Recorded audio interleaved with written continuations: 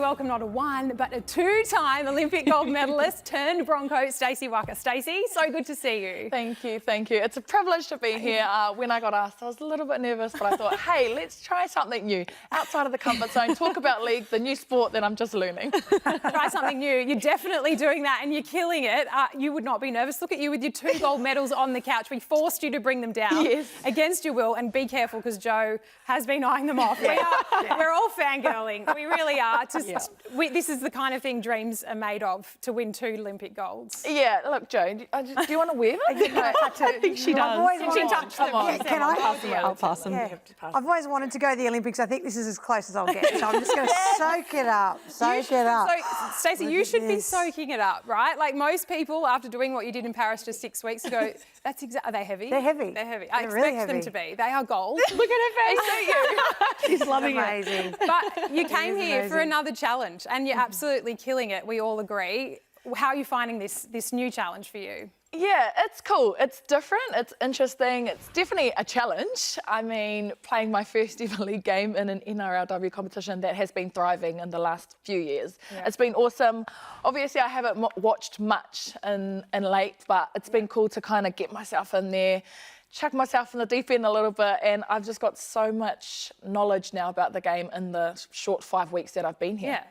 5 weeks. It's really ridiculous because you haven't missed a beat. We've loved watching you. We've talked about you a lot on the couch so far. And on the weekend, you go up to Newcastle to play a team that Brisbane haven't beaten in a while, and you knock the premiers off. And there was this moment at the end of the game, which even you yourself have highlighted on social. You shouldn't have even been in this position. You'd won the bloody game, but you never gave up on the play. Tell us about what happened here. I suppose that's my personality coming out, but look, my mate there giving me a little kiss just to say, you're all right, get up. But for me, I'll play right to the end for any team that I'm in, and it was cool going out there, coming from behind 18-4. It was tough in the second half, in a tough Knights crowd. Yeah. It's my first time experiencing that. So it was an awesome game, and I'm just stoked that I get to tick that box, that win over my mate, Tanika Wilson. Just for those at home that don't know, she gave you that kiss, former teammate, obviously, or current teammate, and in sevens, and also a former roommate as well. So cool to see that moment. I heard you're filthy on yourself for not scoring the try. Oh, I'm filthy. Of course. But you got the win. That's don't you worry about the ultimate competitor. Yeah. We are going to talk more about your move across NRLW shortly and how well the Brisbane Broncos are going. But you you face off this weekend, the Sharkies and the Broncos. Tiana, we know what happened last weekend. The Sharks, obviously, their winning run came to an end. But how much are you looking forward to coming up and the next challenge in Melee and Stacey? Yeah, well, you look at their form, they're currently 5 on the trot. So I think for us as a collective, we're so excited for the challenge. They're probably the benchmark in the competition at the moment for us. So can't wait. We've got some of the best backs in the game coming head to head. So it's going to be a really good one. I have to mark this one. She's on the right, I'm on the left. So that's going to be a physical battle, no doubt. But yeah, it's going to be awesome. Can't wait. Being very kind to each other tonight on the couch and in the green room. But we know both of you, once you cross that stripe, it'll be very different on the weekend. Now, the results on the weekend have meant that there's a really great tussle for top 4 in the remaining 2 games of the year, the remaining 2 rounds of the year, I should say. But before we get stuck into what's to come, let's get to Barrett's Blind up from round 7. Well, Barrett's Blinder this week goes to Liv Koenig, and it's always a tough decision every week because there's so many good performances, but 177 run metres out of 21 runs, 2 try assists, a try of her own. But there was one particular pass that she did that just made her stand out. And I just thought, in a star-studded lineup in a really competitive weekend, she also did 21 tackles with 100% efficiency. She didn't miss any. So here we go, the line break here. But watch, at full speed, she manages to pull off a cutout spin ball over that causes a try at pace while she's getting tackled. It was just, sorry, T, I know it stings a bit, but it's still beautiful to watch, isn't it? 100%. Amazing. I've been Koenig's teammate at the Sky Blues, and she's probably one of the unsung heroes in the teams that she plays in because she's in the Chooks outfit and she plays alongside the big names, the superstars, your Izzy Kellys, your Jess Surgises.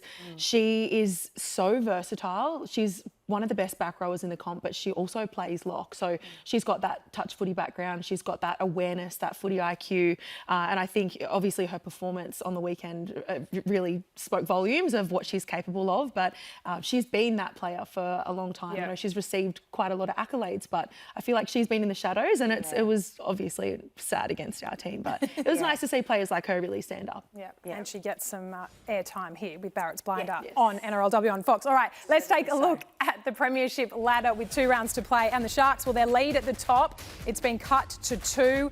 The Roosters and the Broncos will have superior for and against, so they can lock things up this week at the top if results go their way. Newcastle, Para and North Queensland are all equal on 8 competition points. You feel that there are still plenty of twists and turns to come in this competition. We're going to have a closer look at who could potentially wrap up that 4th spot at the in the second segment here. But the team that is no doubt on a red-hot streak at the moment is the Brisbane Broncos. And I'm wondering if there's any coincidence with the timing of that run. 2 rounds in, winless, round 3, and someone called Stacey Walker turns up to the club. But we talk about the fact that it has been such a whirlwind couple of months for you, Stacey. I want to understand, how did this all come about when you had your head firmly in Olympics, I imagine, for 4 years?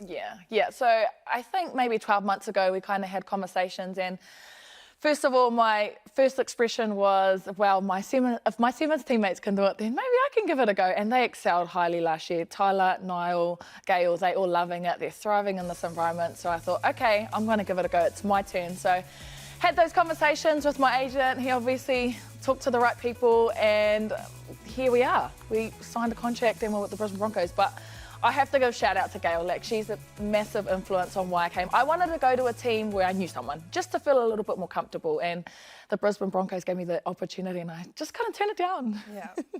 Yeah, Stacey, it's interesting because you're a world champion, you're an Olympic champion, you're a Commonwealth gold medalist. Like, part of me wants to ask you, do you ever get sick of succeeding?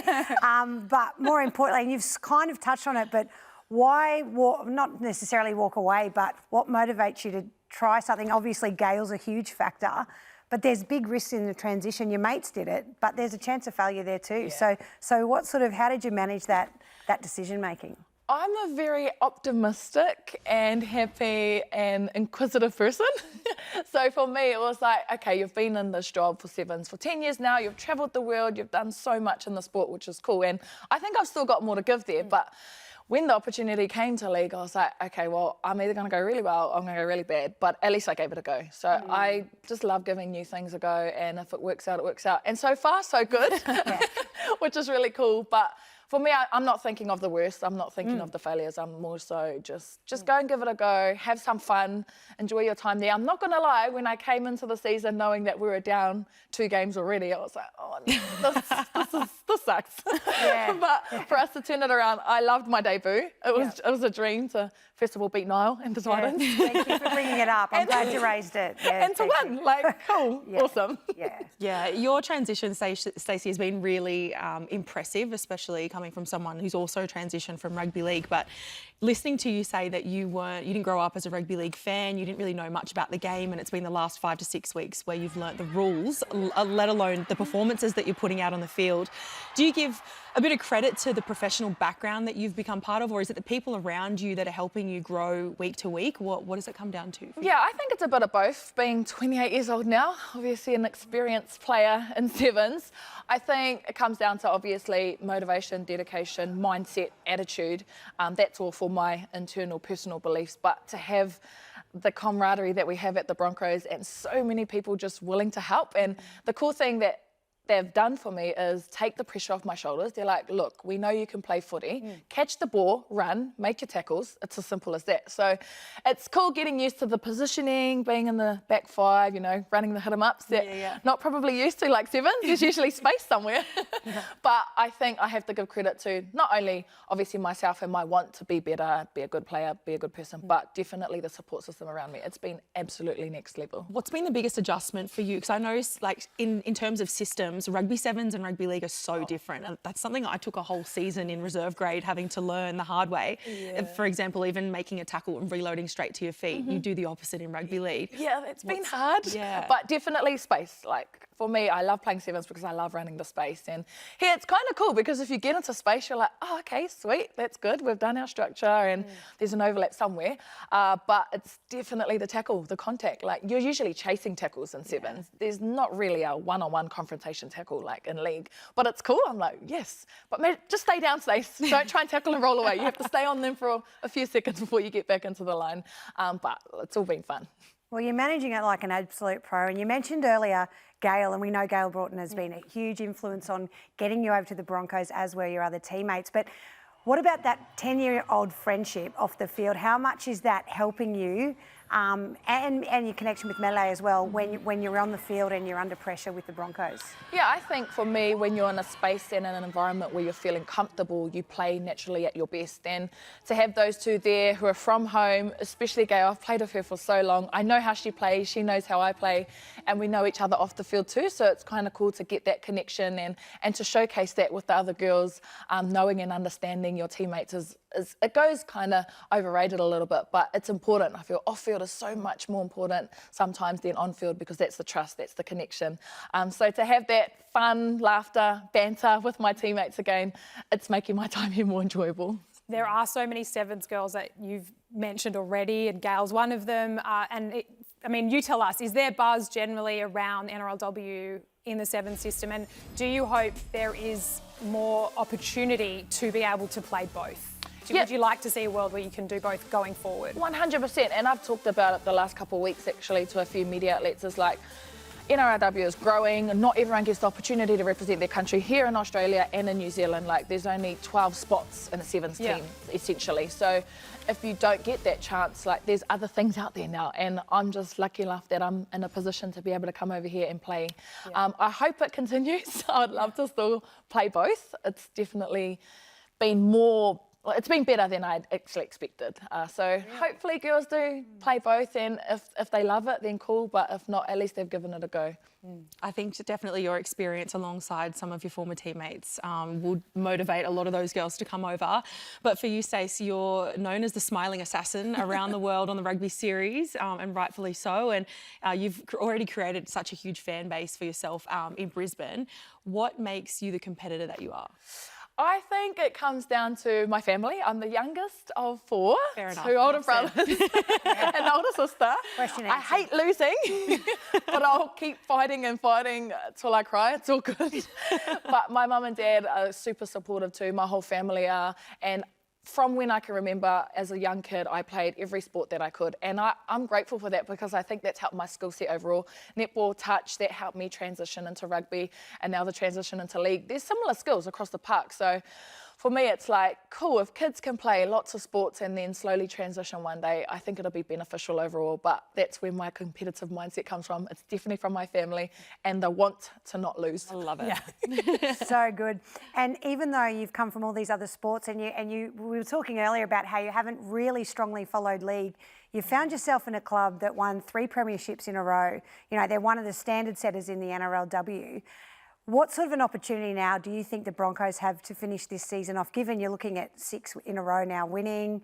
Tell us a bit about where the Broncos are heading. Yeah, I think for us, if you look at our games, they've been very inconsistent. We've been winning in the second half for most of our points, but we have talked about it. Yes, won 3 premierships already, but the last 2 years have been unlucky to actually lose. So it's taking one game at a time, definitely, but we've obviously targeting a few players, as every team does. You know, you have your strengths, your weaknesses across the board statistically, but we're trying to just stay calm, play our own game, less errors for a start, because we keep doing silly errors that you probably shouldn't do on the league field. And if we just stay calm, relaxed, then I think that's when our game best flows. And when we start falling out of structure, you can see when you watch our games, it's like, why did you do that? But if we kind of rein it in a little bit, then all that free flowy play will come in the second half. But yeah, it's just sticking to structure and keeping calm, level-headed. well, you're speaking like an NRLW pro already, taken it like a duck to water. I just want to quickly ask, is it true you've bought every piece of Broncos merchandise since you've walked in the club? That's how much you bloody love the place. I do. I've like spent so much money. We get kit, but I'm like, oh, I want this. I've been to like 2 different malls, 2 different supermarkets, and I brought something from each of those things. Socks, just because everything? there's so much merch to buy here. I'm like, New Zealand, we need more merch back home. But I've got so many cool things, and I'll cherish those. Yeah.